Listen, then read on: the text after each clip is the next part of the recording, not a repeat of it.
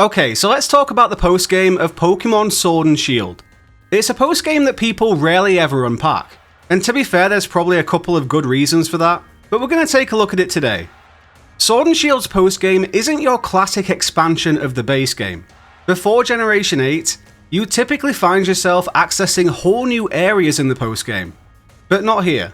We're still very much grounded in the Galar region we already know. And there's one major reason why that we'll come to nearer the end of the video. But yeah, in Pokémon Sword and Shield's postgame, we actually find ourselves kind of finishing the story in a way. It ties up a couple of important loose ends. Anyway, grab a coffee, let's jump back in for a yap. After the events of the main game, we're dropped back in at home, where Professor Magnolia pays us a visit to gift us the obligatory Master Ball. Then, it's not immediately clear where to go next. Which is interesting considering that this is one of the more insufferably hand-holdy games in the mainline series. Gives us the freedom to figure it out for ourselves in the postgame though. That's good. Where we need to be is back in the Forbidden Forest, Slumbering World, where we'll find Hop ruminating up at the shrine. It's the first chance we've had to catch up with him after our championship victory. And surprise surprise, he wants a battle. Honestly, happy to oblige this time. He pops up at some weird times throughout the base game, but I always enjoy that final battle against your rival after you've beaten the game. There's this fun last hurrah feel to it. Anyway, we pretty quickly brush past him, because somehow I seem to have accidentally built the pitch perfect counter team to his. And then Sonia shows up. Or should I say Professor Sonia now. This is one of the reasons I think we need a Sword and Shield sequel. I want to see Sonia fully rocking it as the Professor. Then we return the relics we used earlier in the story to the shrine. And that's when things get kinda bizarre. Two guys suddenly walk past us and up to the shrine. And you can't help but pause for a second because... What the hell is that hair?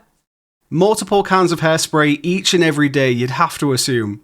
This is Swordward and Shieldbert, a couple of self-proclaimed new kings of Galar. And celebrities apparently. Just the most obnoxious characters I think we've ever seen in mainline Pokemon.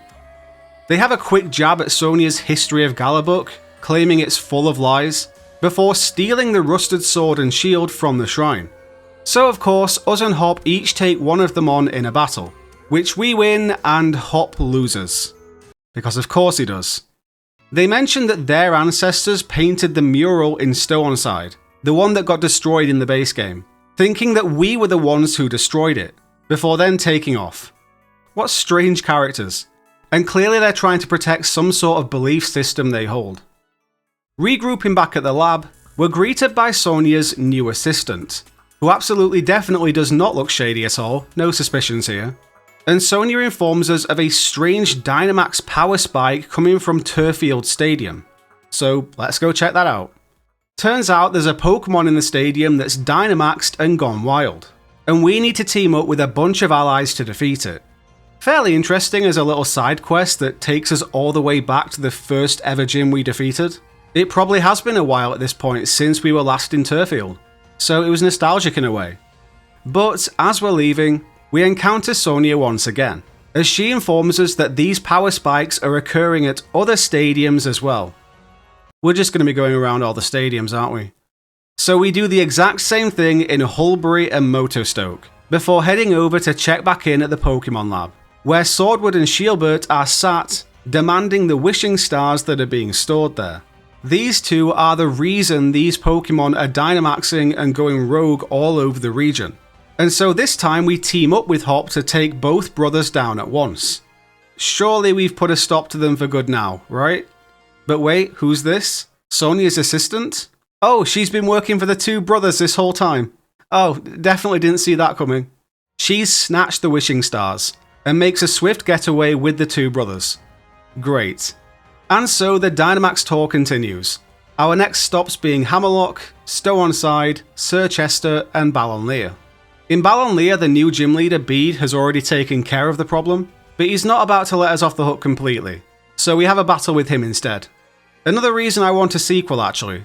I want to see what Bede does with the gym, what kind of gym challenge he'd implement. And so, with all the Dynamax Pokemon quelled, we can head over to the power plant in Hammerlock to confront the brothers once again, and finally ask them why they're doing all this. Apparently, it's to expose the true nature of Zacian and Zamazenta. They don't want to let go of the narrative that the hero of Galar was a human, specifically one of their ancestors, and not two legendary Pokemon. Because, of course, their whole thing is that they're the descendants of a great hero. Their whole societal status comes crumbling down if their lineage wasn't responsible for saving the Galar region. And so they think that bombarding the two legendaries with Dynamax energy will make them go on a rampage across the region and expose them for the frauds that they really are. So we head up to the roof, where the opposite box legendary to our game is standing there looking all Super Saiyan-like. But it doesn't go completely berserk. It simply knocks one of the brothers down, as if shrugging off the ludicrous assumptions they have about it. It does have a lot of wild energy in it though, so we do have to defeat it in battle. Once we've calmed it down a bit, our box legendary appears, and we finally get the opportunity to catch it. You're going to see me using this guy a lot in Pokemon Champions, by the way. With that sorted, the brothers seem to have finally come around, and vow to atone for their wrongdoings, and Sony's assistant does the same. Just one final thing to do. Head back over to the Slumbering World, where Hop has calmed and caught the opposite box legendary. That Pokeball is massive. And so of course, why don't we finish this post-game story exactly how we started it, with a battle against Hop.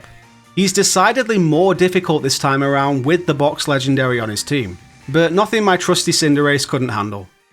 And this is where we get some nice closing scenes to wrap things up. Despite the fact that he's just caught a legendary Pokemon, Hop has decided that Pokemon battling isn't his calling.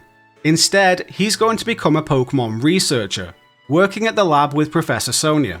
It's a satisfying end to his arc in my opinion. It's a little bit sudden of a choice you could argue, but I like when rivals find their purpose outside of just being a training punch bag for us, which Hop absolutely was in these games.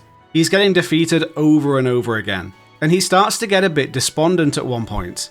You kinda felt bad for him. But this is cool. I'd love to see a more grown up Hop in a game somewhere down the line. See how he's getting on with everything.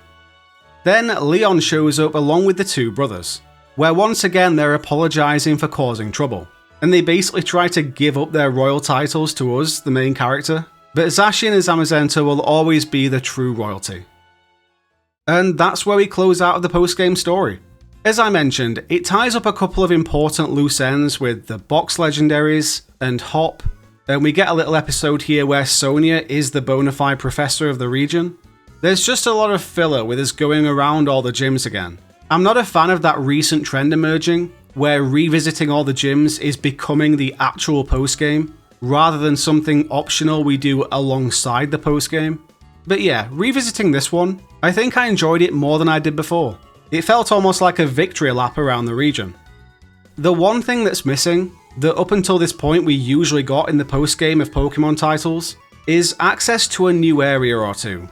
Undoubtedly the reason for that is DLC. Sword and Shield were the first Pokemon games to introduce additional DLCs, and they are where we travel to a couple of new destinations. That opens up a whole conversation in itself. Is content being held back from games nowadays to sell us later on as DLC? I honestly don't know.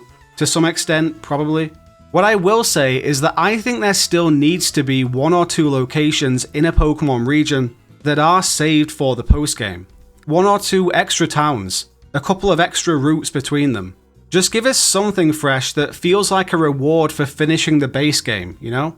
And there are possibilities if you look at the map. There's a strip of land up on the left here. That could have been a small town, or it could have been a wild area. Maybe even nestle an extra town in the snowy mountains up here. There's a little island on the bottom left. What's north of Winden? Something could have been done, surely.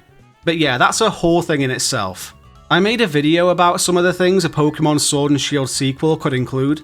If I remember, I'll stick a link to it in the pinned comment. Go check it out.